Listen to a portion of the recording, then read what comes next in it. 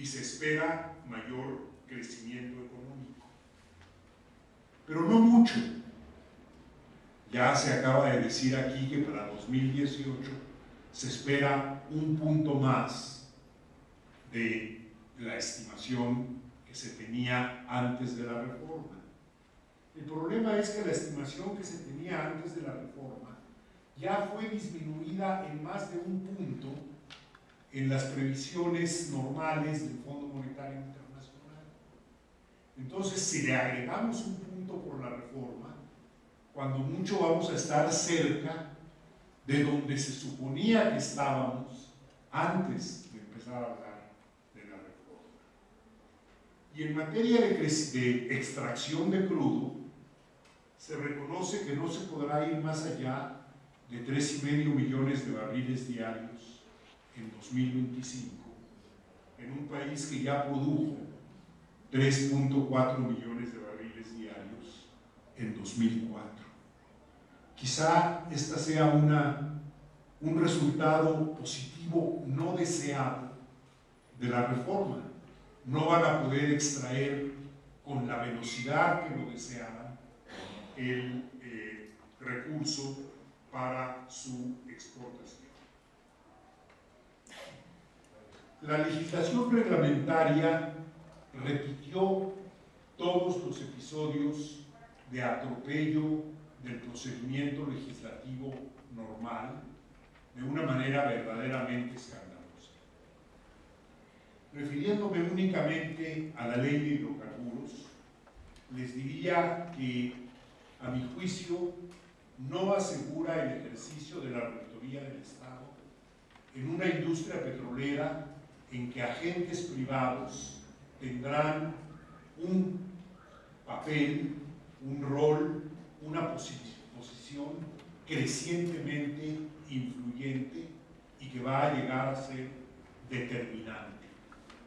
Los instrumentos en la ley de hidrocarburos y en otras partes de la legislación secundaria son claramente insuficientes para asegurar el ejercicio de la rectoría del Estado.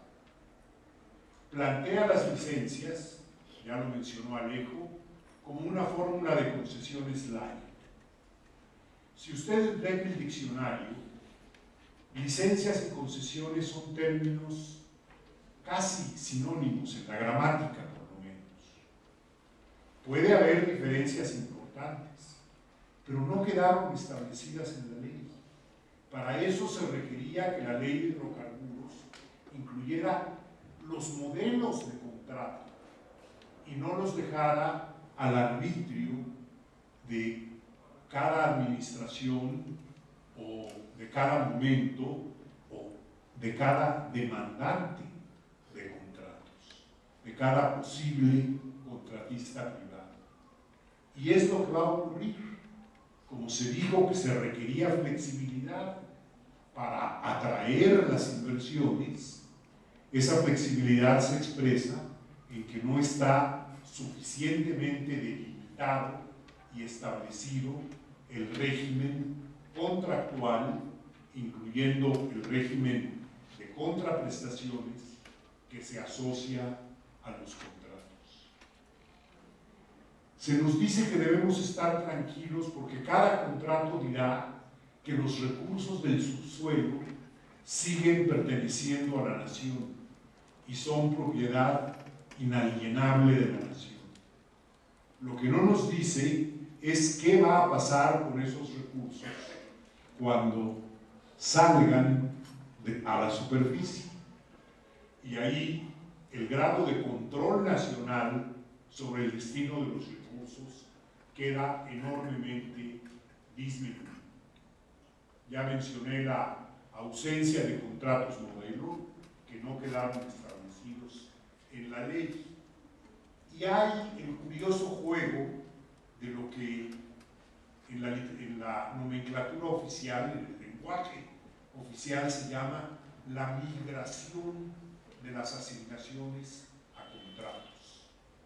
Que las asignaciones que solo pueden darse a empresas productivas del Estado, Pemex y otras que se establezcan, se convierta voluntariamente en contratos. Me parece evidente que el objetivo no declarado es que Pemex y otras EPEs sean también contratistas, actúen también como contratistas para el desempeño de su actividad básica, la producción de crudo, que se comporten más y más como contratistas privados, que se asocien con ellos, que compartan producción y utilidades, que jueguen a la especulación, que participen del mercado. Se desea que esta industria, que como se ha dicho aquí y lo ha recordado de manera elocuente Manuel, en su momento fue el pilar del desarrollo y la diversificación industrial del país, se diluya progresivamente en un mare magnum de inversiones, contratos, permisos, tercerías y otras actividades privadas insuficientemente reguladas. ¿Cómo podemos imaginar el sector petrolero reformado dentro de 10 años? Ya en este momento las exportaciones son casi el principal destino de la producción. Dentro de 10 años serán el destino privilegiado de la producción. Predominio evidente de las actividades extractivas sobre las de transformación. Las refinerías modernas, si es que algunas se instalan, serán instaladas y serán propiedad de empresas privadas. No está claro que resulte ventajoso para un extractor privado de crudo instalar la refinación en territorio nacional y llevarse desde aquí los productos elaborados. Le resultará preferible aprovechar capacidades de refinación existentes y llevarse el crudo. Algo similar ocurrirá con la petroquímica. Y las actividades de comercialización también pasarán a manos privadas. Tendrán ustedes, los jóvenes, como dijo Manuel, la oportunidad de escoger si ponerle gasolina a su automóvil en una gasolinera de Pemex o en otra de Exxon. Vean qué privilegio. Pemex, empresa petrolera del Estado, en el mejor de los casos, será un socio menor de las transnacionales. Por eso, este panorama, dentro de 10 años, lleva a una conclusión que no es fácil de expresar porque supone un elemento desagradable como el que hay en toda comparación. Pero como la propaganda oficial ha subrayado mucho estos elementos de comparación, habría que decir que si se ven estas características, dentro de 10 años, el México petrolero no se va a parecer a Noruega, en todo caso se va a parecer a Nigeria. La opción de consulta popular es importante y no debe olvidarse. Que quede claro que la consulta para revertir la reforma constitucional no corresponde a las 6 excepciones que establece la Constitución a la consulta popular. No es asunto que disminuya derechos humanos, al contrario, tendría un elemento adicional. No es asunto que se refiera al artículo 40 constitucional, las bases organizativas del Estado. No es materia electoral. No es asunto de ingresos y egresos del Estado, como mañosamente se quiere hacer aparecer.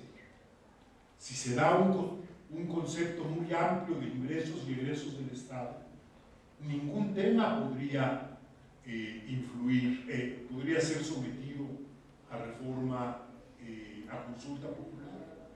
Los otros dos que están planteados, el del salario mínimo, sin duda tiene repercusión sobre ingresos y egresos del Estado. Y aunque sea por el rubro de disminución de gasto, el de modificar el número de legisladores también afecta el balance de las finanzas públicas. No es una cuestión en sentido limitado de seguridad nacional. A lo que estamos renunciando es al componente de seguridad nacional de una actividad petrolera exclusiva del Estado. Y desde luego no es cuestión que tenga que ver con la disciplina y la administración y el manejo de las Fuerzas Armadas. Nadie discute que se cumple el requisito de trascendencia. Si ha habido un tema trascendente en la discusión pública en los últimos años, es este. El punto difícil es si la consulta popular puede dar lugar a una modificación constitucional.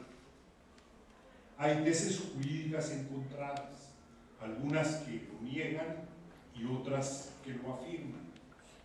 No siendo jurista, prefiero no meterme en esa bronca, pero tengo la impresión de que si se hubiera querido exceptuar a todo el contenido de la Constitución, de la consulta, se hubiera incluido en las 6 excepciones específicas que se señalan, porque hay un principio de derecho que indica, lo dice un economista, no me lo tomen muy en serio, que cuando específicamente se prohíbe una parte de algo, el resto, por exclusión, queda autorizado.